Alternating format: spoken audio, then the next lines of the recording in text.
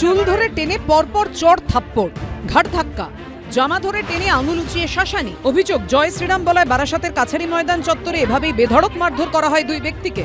Social মিডিয়ায় viral হয়েছে সেই ভিডিও, যেখানে দেখা যাচ্ছে জোর করে জয় বাংলা স্লোগান দিতেও বাধ্য করা হয় দুজনকে।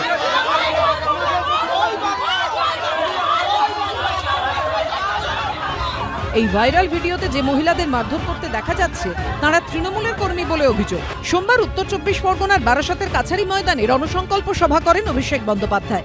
অভিযোগ, সভাস্থলের দিকে তৃণমূলের সর্বভারতীয় সাধারণ সম্পাদকের কনভয় যাওয়ার সময় রাস্তার পাশে দাঁড়িয়ে জয় শ্রীরাম স্লোগান দেন দুই ব্যক্তি। তখনই তৃণমূলের মহিলা কর্মীদের একাংশ তাদের চড়থাপ্পড় মারেন বলে অভিযোগ। এই ভাইরাল ভিডিওকে হাতিয়ার করে আক্রমণ শানিয়েছে বিজেপি। কেউ রাস্তায় দাঁড়িয়ে হয়তো সাধারণ পাবলিকের অন্তরে যেটা ছিল মুখে বেরিয়ে এসেছে, তার জন্য এভাবে মারধর করাটা এটা কোনোভাবে কোনো দলেরই, যে দলেরই হোক না কেন বা উনি যে দলের সমর্থক হোক না কেন, এটা কারোরই কাম্য না। যখন মানুষ নিজের মত প্রকাশের অধিকারটাই বোতামের সামনে যাবে তখন মানুষ মত প্রকাশ করে দেবে। আমি নিজে চোখে তো দেখি, আমাদের পার্টির এটা কালচার নয়, আমরা এটাতে বিশ্বাসও করি। যদি এই ধরনের কিছু ঘটে থাকে নিশ্চয়ই ঠিক হয়। সব মিলিয়ে ভোটমুখী পশ্চিমবঙ্গে ফের স্লোগান নিয়ে চড়ছে রাজনীতির পারদ। সমীরণ পালের রিপোর্ট, এবিপি আনন্দ, উত্তর ২৪ পরগনা।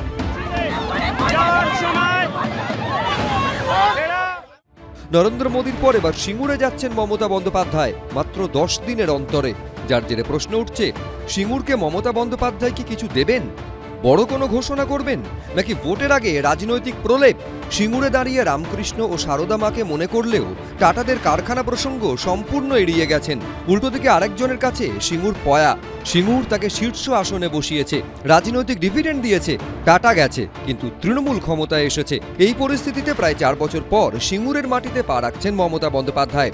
সূত্রের খবর, ২৮শে জানুয়ারি সরকারি মঞ্চে বেশ কিছু শিলান্যাস কর্মসূচির পর রাজনৈতিক সভাও করবেন তিনি, একেবারে নরেন্দ্র মোদীর ঢঙেই। কিন্তু সমালোচকেরা বলছেন, মোদী সভা থেকে সিঙ্গুরকে কিছু দেননি। প্রশ্ন হচ্ছে, মমতা বন্দ্যোপাধ্যায় কি কিছু দেবেন? অসান করে দিন। উনি একবার গিয়ে সরষে ছড়িয়েছেন, একবার গিয়ে জেসিবি দিয়ে গর্ত খুলেছিলেন মাছ চাষ করবেন বলে। ওখানে মাছ চাষও হয়নি, সরষেও হয়নি, ধানও হয় না, আলুও হয় না, আর রতন টাটাকে তাড়িয়েছেন। বিজেপিকে আনলে টাটাকে ফিরিয়ে আনার দায়িত্ব আগামী দিনে পশ্চিমবঙ্গের বিজেপি সরকারের। এটা আমরা পশ্চিমবঙ্গ বিজেপি যারা প্রমুখ নেতা রয়েছে প্রত্যেকের কমিটমেন্ট, আমাদের কমিটমেন্ট। সিঙ্গুরের মানুষ তো মমতা বন্দ্যোপাধ্যায়ের আন্দোলনের পক্ষে ছিলেন, আছেন এবং থাকবেন। বিরোধীরা যে লাগাতার কুৎসা করছে এবং আজকের মিডিয়া এবং সোশ্যাল মিডিয়ার যুগে বাস্তব থেকে অনেক দূরে থাকা এই কুৎসাগুলোকে খানিকটা প্রচার করে দেওয়া হচ্ছে। তো আমরা আমাদের কথাগুলো বলবো, মুখ্যমন্ত্রী কথাগুলো বলবেন, একদম পরিষ্কার হয়ে যাবে, দুধ কা দুধ পানি কা পানি। বুদ্ধদেব ভট্টাচার্য স্বপ্ন দেখেছিলেন, রতন টাটাও স্বপ্ন দেখেছিলেন, দুজনের কেউই আর নেই। টাটাদের কারখানাও হয়নি, সিপিএম শাসক থেকে শূন্য হয়ে গেছে। তৃণমূল বিজেপির মধ্যে সেটিং তত্ত্ব সামনে আনছে তারা। মমতা বাহিনী সিঙ্গুর ধ্বংস করেছে, মানে যুবকের স্বপ্ন ধ্বংস করেছে, কাজের ভবিষ্যৎ ধ্বংস করেছে। তখন তার সঙ্গে যোগ দিয়েছিল বিজেপি, সবাই জানে, রাজনাথ সিং। আবার এবারের ভোটে তাহলে প্রধানমন্ত্রী আসছে, একটা শিল্প ব্যবস্থা করে যাবে বলে বিজেপি প্রচুর ভাষণ দিল।